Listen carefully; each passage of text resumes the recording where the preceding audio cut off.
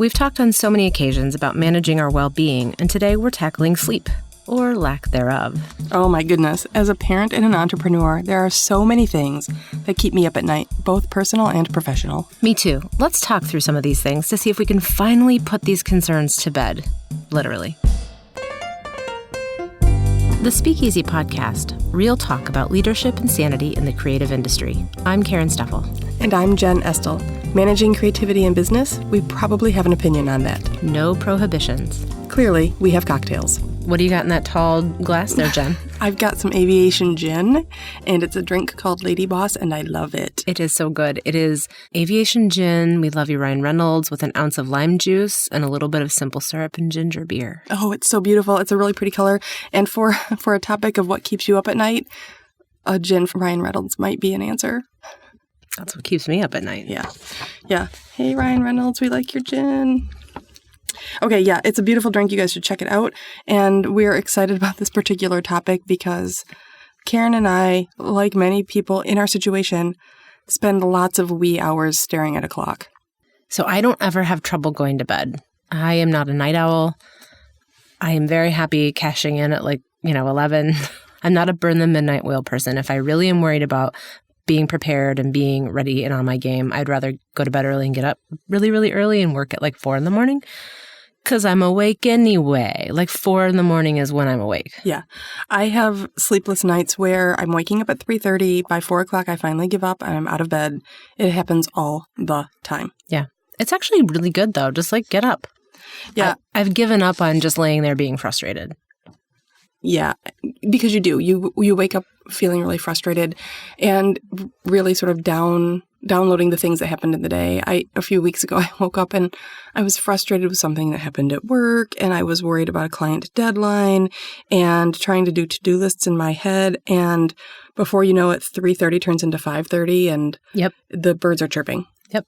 And then all of a sudden you fall asleep at 5:30 and you can't drag your butt out of bed at 6. Right. So you might as well just give up. Yep. So I'm assuming again that we are not the only ones who are up at night, that this is an entrepreneur problem. This is a parent problem. It's anybody who, carries a lot of stress with them, whether it's personal and professional, whether you're a parent or not. We all have whatever is deeply on our minds is deeply on our minds, regardless of what our payload is, for example. But I think it's a personal and professional mashup for me.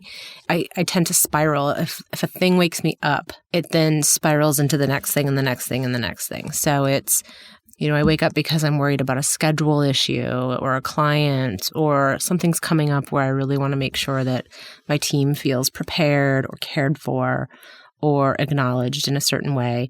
But then I start worrying that, now I'm awake and I can't turn my brain off, so I won't be able to work out, and then that won't make me feel good tomorrow. And so it tends to be kind of a spiral. Yeah, it's always a spiral. Mm-hmm. And in the middle of the night, things get bigger and bigger and bigger. Mm-hmm. And when we were talking about this topic, when you and I were planning, I think we decided that one of the big things that starts the spiral is pipeline.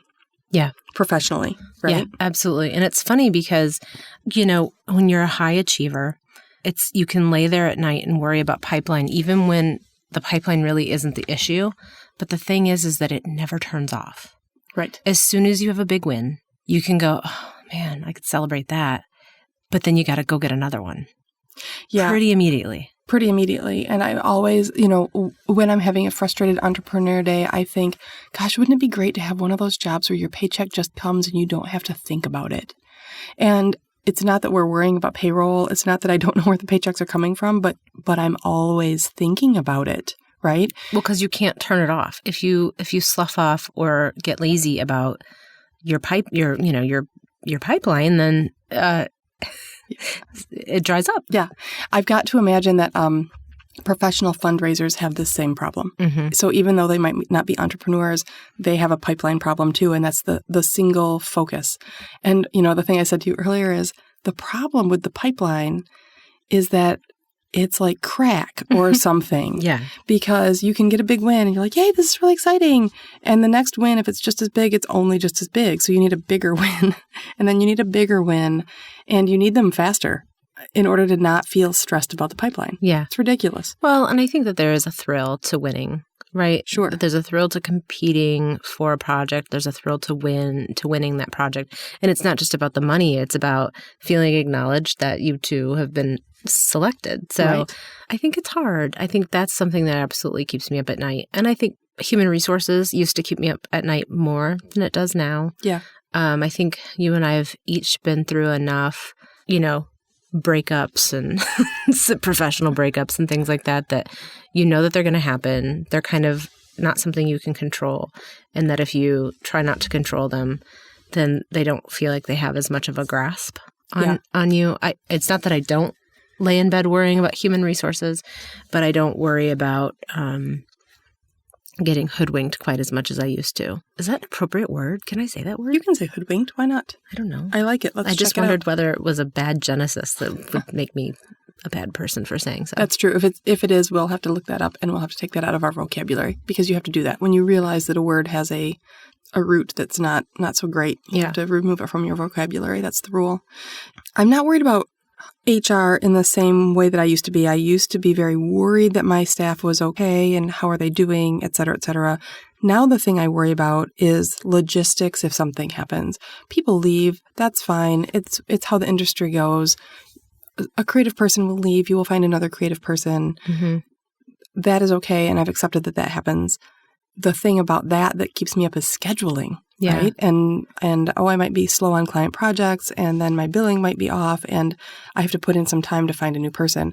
So Because you never have that extra bit in your schedule to find a new person. Never. That's never something you have time for. There's never time in your schedule for most of the things you really need to do, right? Mm-hmm. So I used to spend a lot of time worrying about HR, but now I worry about it more in terms of the logistics to the whole and what that means. Right. What do you typically lay in bed awake about, like from a personal standpoint? What's the thing that... Oh, I'm not remotely done with the professional ones. Oh, shit. Never mind. I won't ask. Go ahead. No, the other professional thing that keeps me up quite a bit, and it's ridiculous and it's a waste of my time, is maybe a client has made a wrong decision or they're going down a wrong path, and I know that that's true. And I spent an hour in the middle of the night worrying about the wording on a client's headline because they were making a concession on a headline for a pretty big piece based on internal factors. And that concession for that headline would make it less of a useful piece for their audience. And I could see what internal factors were leading them to this concession.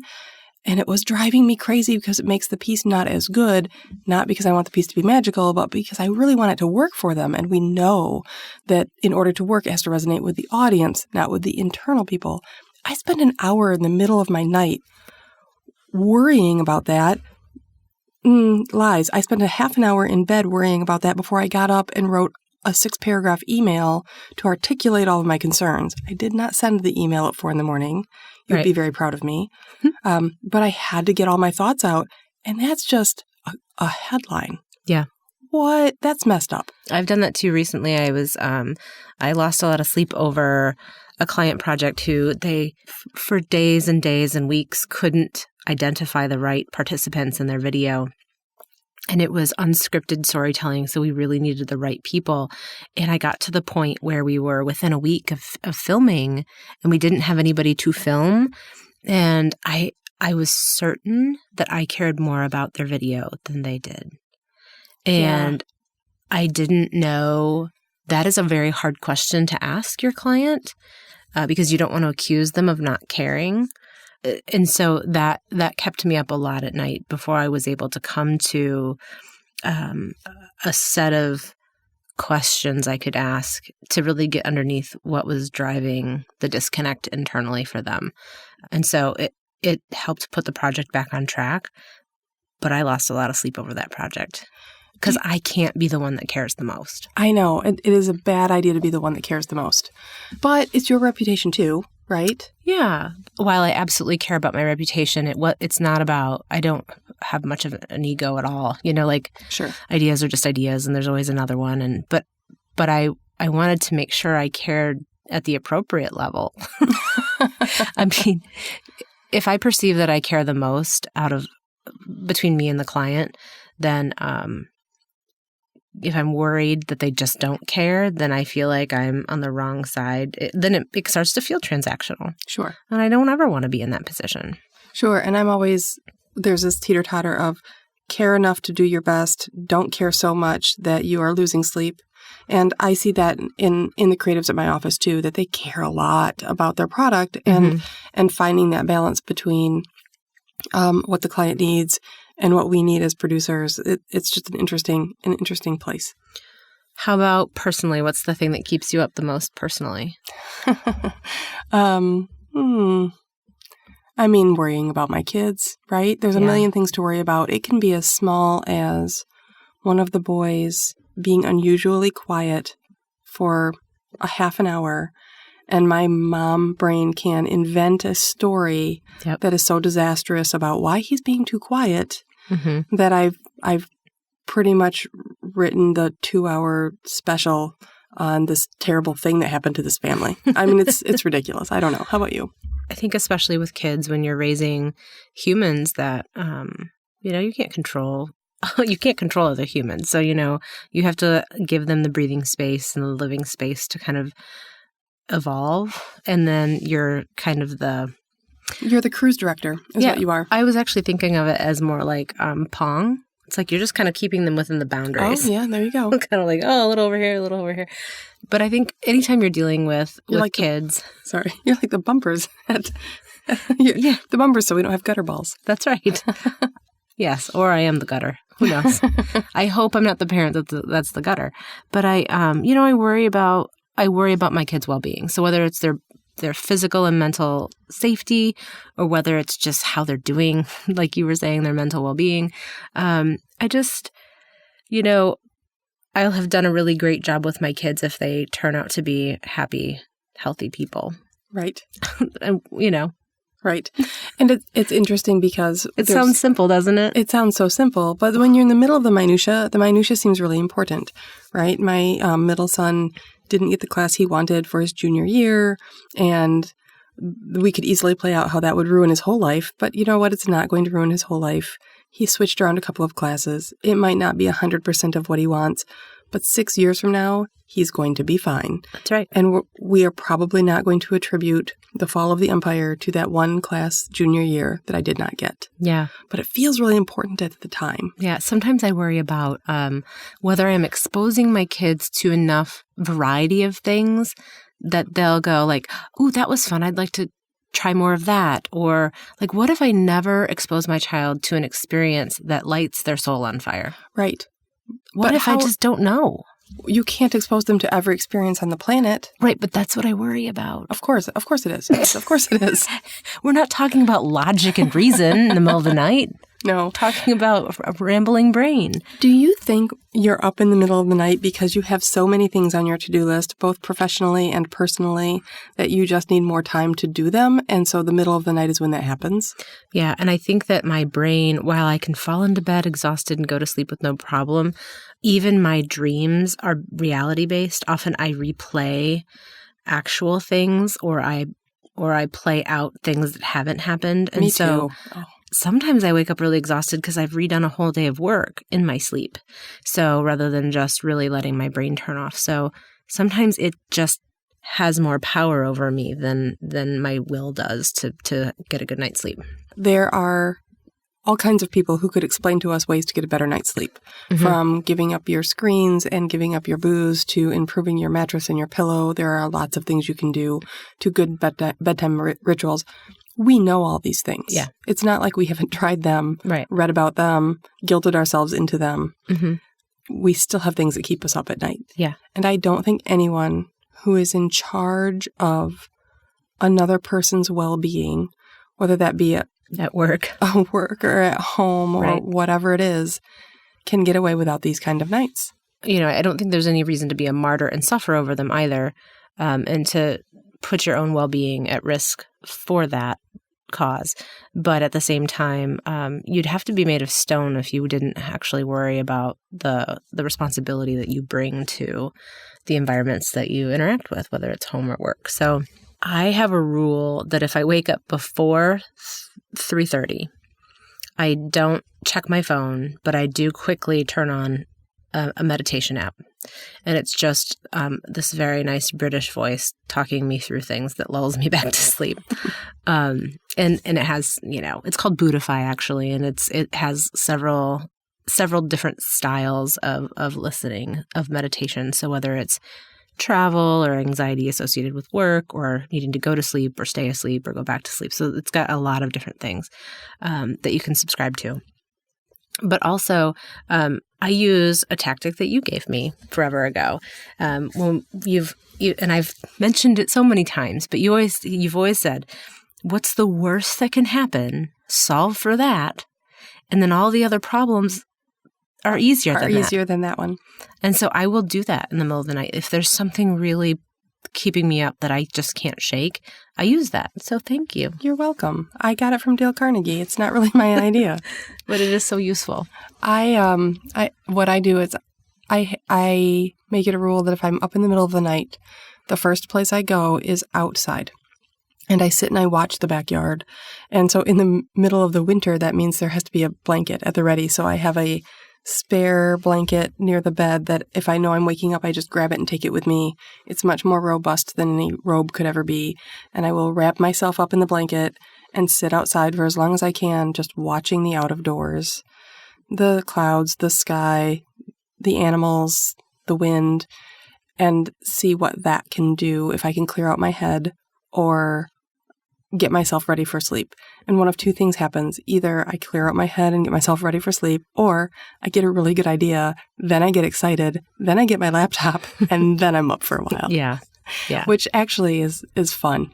So, I hate to admit it, but sometimes in the middle of the night, you get really good ideas, and you can get a lot of work done. Yeah. So I definitely have banged out some thoughts. Yeah. If I get excited about something. But really, if it's after 4 and I get really excited about something, I just get up. Yeah. Because why wouldn't you? Right. Get some stuff done. Yeah. I'm curious, listeners, how many of you are up in the middle of the night? I'm like Karen. I can go to bed pretty well. It doesn't take me long to fall asleep.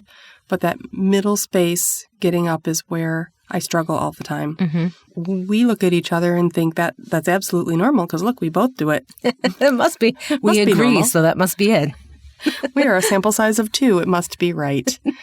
So I'd be really curious to know if other people have that thing as well. Where would you like people to contact us? Well, I'd like them to check our website, of course, because that's where they can find the recipe for this amazing Lady Boss. Yeah, Lady Boss is such a beauty. And I can't say enough about the aviation label and the gin itself. It's so pretty. And it's just a lovely thing to have on your bar cart. And it's worth a good cocktail with a friend for sure. So first they have to go to the website, check that, see where they want to find us, find your favorite social media. Let us know what keeps you up at night, and let us know if 3:30 and 4 o'clock are your numbers too, or is that just us? Yeah, I want to hear what time people are awake, and I want to know what you do about it, and truly not like the reducing screen time and having a predictable bedtime, because reality, people, life. But I want to know what happens, and if there are successful things. I want to hear about it. And the exciting part, next time we're talking about something else that could keep you up at night, new skills. So both you and I have a love of learning and a love of lifelong learning. And between your serial hobbyistness and my love of diving into nonfiction books and learning, constantly learning, we're going to be talking about learning new things. So join us and learn with us next time. Thanks. Cheers.